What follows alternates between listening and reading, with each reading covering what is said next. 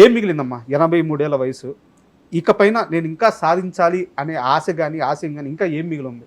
నాకేం ఆశ లేదు. ఇదే మంచిగా నడవాలే. ఇంతమంది మెచ్చుకుంటాండ్రు. చాలు సంతోషం. నాకు తెల్లారి లేస్తే 100 మంది అమ్మ, అమ్మ అని పిలుస్తారు. అంతకంటే ఎక్కువ కావాల్సిందేమున్నది. హ్మ్. రోజు 100 మందికి భోజనాలు, 100 మందికి టిఫిన్‌లు, టీలు అవన్నీ ఇస్తున్నాం గదా! హ్మ్. చాలిగ జన్మకు ఇంత కంటే ఎక్కువ ఏం కోరుకోను నేను. చాలు ఇప్పుడున్నది సక్సెస్ అయితే చాలు. మా మనవడు "నువ్వు పో టీవీ కాడికి పో, వాళ్ళతోటి మాట్లాడు" అన్నప్పుడల్లా పోవుడు, వచ్చుడు అంతే. హ్మ్. ఈ 30 ఏళ్లలో మీ చేతుల మీదుగా కొన్న ఆస్తులు ఒకసారి చెప్తారా? మేము కొన్న ఆస్తులేందంటే ఇవే ఇక్కడ. అక్కడ ఒక షాపు, ఒక్క షాపు గూడా లేదు. మేము 5th ఫ్లోర్‌లో ఉండుంటిమి. 2, 3 ఏండ్లకు ఒక షాపు, 10 షాపులు కొన్నాం అక్కడ. హ్మ్. 2 ఇండ్లు కొన్నాం 2 బెడ్‌రూమ్స్‌యి అక్కడ. హ్మ్. అందులోనే సాయిదుర్గంలోనే కొనుక్కున్నాం. 2 బెడ్‌రూమ్స్‌యి 2 ఫ్లాట్లు. హ్మ్. ఒకటి రెంట్‌కిస్తాము, ఒక దాంట్లో వర్కర్స్ ఉంటారు. హ్మ్.